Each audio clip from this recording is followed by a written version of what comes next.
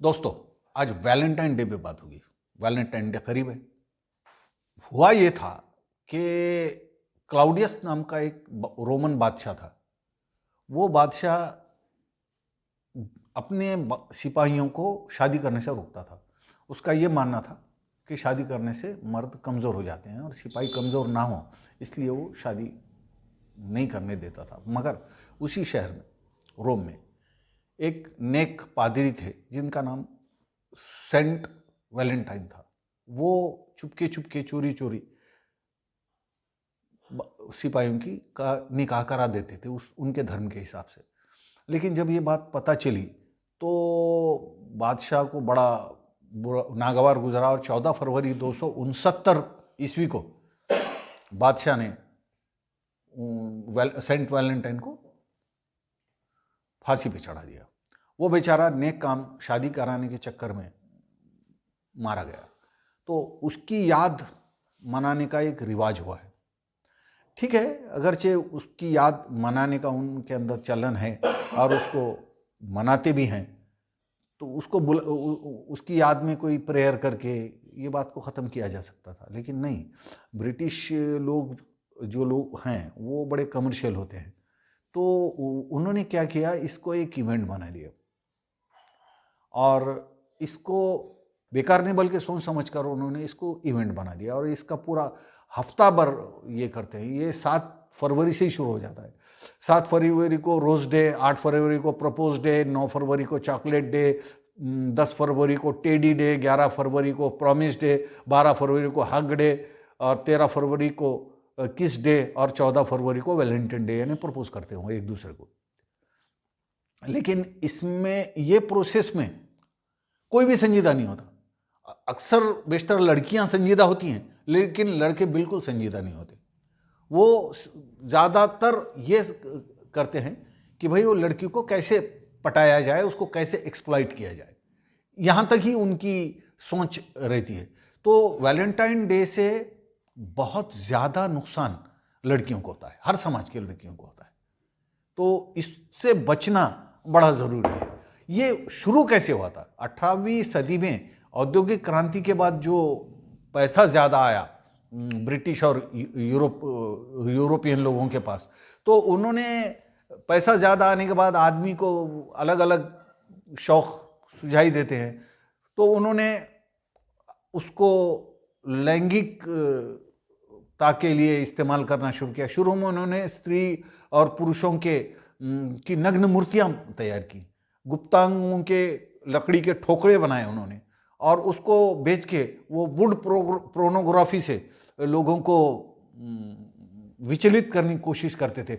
1839 में कैमरे का शोध लगा।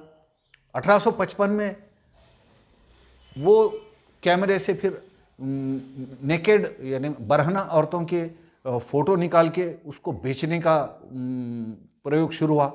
लेकिन 1863 में जब प्रिंटर का शोध लगा, इजाद हुआ प्रिंटर, तो ये नग्न औरतों की तस्वीरें हजारों की संख्या में प्रिंट होने लगी और वो बिकने लगी। यहाँ तक कि आप देखेंगे कि ताश के पत्ते होते हैं, ताश की गड्डी, तो ताश के पत्तों के पीछे अक्सर बरहना, नीम बरहना औरतों के फोटो होते हैं। ये एक कमर्शियल उनका ये था। 1876 में वीडियो कैमरे का इजाद हुआ और पहला वीडियो कैमरे से शूट किया हुआ पहली अश्लील फिल्म लोमिर ब्रदर्स ने बनाई और 1895 को फ्रांस में उसको प्रकाश थिएटर में रिलीज किया गया।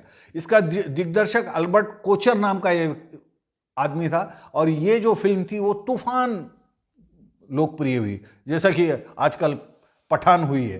यानी पठान भी उसी सिलसिले की अगली कड़ी है अश्लीलता के बारे में। 1900 सदी के आते आते लोगों को अब ये लगने लगा कि ये अश्लीलता के व्यापार से काम नहीं चलने वाला, प्रत्यक्ष रूप से औरतों को इसमें लाया जाए। तो चर्च तो यूं भी निष्प्रभ हो चुका था। इसकी वजह से, औद्योगिक क्रांति की वजह से लोग साइंस और टेक्नोलॉजी की तरफ चले गए थे। चर्च वैसे भी निष्प्रभ हो गया था। तो उन्होंने चर्च की इस इनएक्टिविटी का, ढीले हुए हुए धार्मिक बंधनों का फायदा उठाया और व्यक्ति स्वतंत्र और महिला सबलीकरण के नाम पे घरंदाज औरतों को घर से बाहर निकलने के लिए अलग अलग प्रपोजल किए। किसी को सेक्रेटरी बनाया, किसी को स्टेनो बनाया, किसी को कुछ बनाया, किसी को डांसर बनाया, किसी को एक्टर बनाया, और फिर उनकी जो है अश्लील वीडियो कैसेट, सीडी, डीवीडी, इसका एक बाजार गर्म हुआ। और फिर वहीं से 19वीं सदी में के आखिर में पोर्नोग्राफिक कंटेंट की एक बड़ी उत्पत्ति हुई और तब से लेके आज तक वो जारी है। और अब तो वो डिजिटल हो गई है और उसके कई कई फॉर्म आ गए, कई कई कैटेगरीज में वो अवेलेबल है। टेलीफोन, स्मार्टफोन के एक क्लिक के ऊपर वो अवेलेबल है। और इससे ये सबसे बड़ा चैलेंज है, ये सबसे बड़ा चैलेंज है। वैलेंटाइन डे से जो शुरू होता है ये जो सिलसिला है, वो औरतों के इस्तेसाल पे आके रुकता है, लड़कियों के इस्तेसाल पे आके रुकता है। आप बारहा ये देखते होंगे टीवी पर और पढ़ते होंगे कि कई लड़कियों ने खुदकुशी की है। उनको झांसा देके उनको फंसाया जाता है, उनका शारीरिक मानसिक इस्तेसाल यानी शोषण किया जाता है। उनकी इसकी शुरुआत उनकी खूबसूरती की तारीफ करके होती है। और याद रखिए, गैर मर्द अगरचे किसी औरत की तारीफ करता है तो वहाँ से फिसलने की शुरुआत होती है और औरत को सावधान हो जाना चाहिए। असल में इन सारी सिचुएशंस का, वैलेंटाइन डे से समझो किसी की लव स्टोरी शुरू हुई तो वो लड़की की आत्महत्या पे जाके रुकती है। ये पूरा सिलसिला अगरचे रोकना है तो उसके लिए कोई एक ठोस यानी बुनियाद होनी चाहिए। आमतौर पे किसी के पास बुनियाद नहीं है वो, लेकिन मुसलमानों के पास बुनियाद है। सूरह बकरा की आयत नंबर 168 और 169, उसमें साफ कहा गया है कि ऐ लोगों, ज़मीन में जो हलाल और अच्छी चीज़ें हैं उसको खाओ, उसको पियो, उसका इस्तेमाल करो, शैतान के पीछे मत जाओ, वो तुम्हारा खुला दुश्मन है। अगर वो इसलिए कि वो तुमको बुराई और अश्लीलता की तरफ ले जाता है, जिससे होता यह है कि तुम्हारी जो मतलब उसका मफहूम यह है कि तुम्हारी जो अल्लाह से जो तुम्हारा जो कांटेक्ट है, राज़ो नियाज का मामला है, वो कमज़ोर पड़ जाता है और शैतान के हत्थे आप चढ़ जाते हो। और फिर सुने बनी इसराइल में आयत नंबर 32 में फिर कई जगह बुराई से बचने की मुसलमानों को ताकीद की गई है। और एक बात याद रखिए कि अगरचे कुरान में आया है, ये इतना आसान नहीं है कि फलां किताब में फलां लेखक ने आया है। ये अल्लाह रब्बुल इज़्ज़त की किताब है, कुरान में आया है, मतलब ये सबसे बड़ा ऑर्डर है। इससे बड़ा कोई ऑर्डर हो ही नहीं सकता। और इस ऑर्डर की जो खिलाफ वर्जी करेगा और इस तरीके से बुराई में फंसता जाएगा तो वो तो मर के ही जो है ये लेगा कि भरोसा करेगा कि भाई हाँ, मैं बुराई के रास्ते पे गया था। तो वैलेंटाइन डे से बचने का सबसे बेहतरीन तरीका यह है कि शरीयत की पाबंदी की जाए। फिर घर से इसकी शुरुआत होनी चाहिए। लड़के लड़कियां कॉलेज में रहते कितने, 7-8 घंटे, 5 घंटे, 4 घंटे, लेकिन बाकी वक्त तो उनका घर में गुजरता है। घर में अगरचे पाकीज़गी है, घर में अगर शरीयत की पूरी पाबंदी है तो बाहर का माहौल बच्चों को प्रभावित नहीं कर सकता। अब आप ना बच्चों को स्मार्टफोन से रोक सकते हैं, ना स्कूल कॉलेज जाने से रोक सकते हैं, ना बाजार और मॉल में जाने से रोक सकते हैं।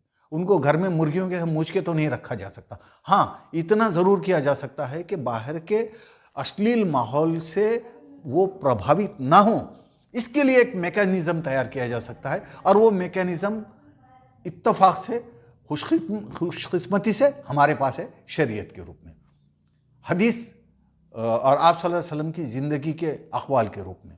अगरचे किसी को इसमें गहरी रुचि है तो वो ये बातों को अच्छी से समझेगा, लेकिन आज सबसे बड़ा मुसलमानों का मसला जो मैं अक्सर बेशतर ये कहता हूँ कि हमारा जो सवाद आज़म है, यानी बड़ा हिस्सा मुसलमान का कुरान से व्यावहारिक रूप से टूटा हुआ है। कुछ लोग पढ़ते भी हैं तो खाली सवाब के लिए पढ़ते हैं। ये किताब सिर्फ सवाब के लिए नहीं है, ये तो आपकी ज़िंदगी का मैनुअल है, मैनुअल। और उस मैनुअल के हिसाब से अगर ज़िंदगी जिएंगे तो कोई अश्लीलता का दुष्प्रभाव आपके बच्चों पे नहीं होगा, आप पे नहीं होगा, कोई बुराई आपके घर में प्रवेश नहीं कर पाएंगी। कोई वैलेंटाइन डे हज़ारों आएंगे और हज़ारों चले जाएंगे, लेकिन हमारा जो समाज है वो इंटैक्ट रहेगा। मेरे इस मुद्दे पर सोचिए ज़रा।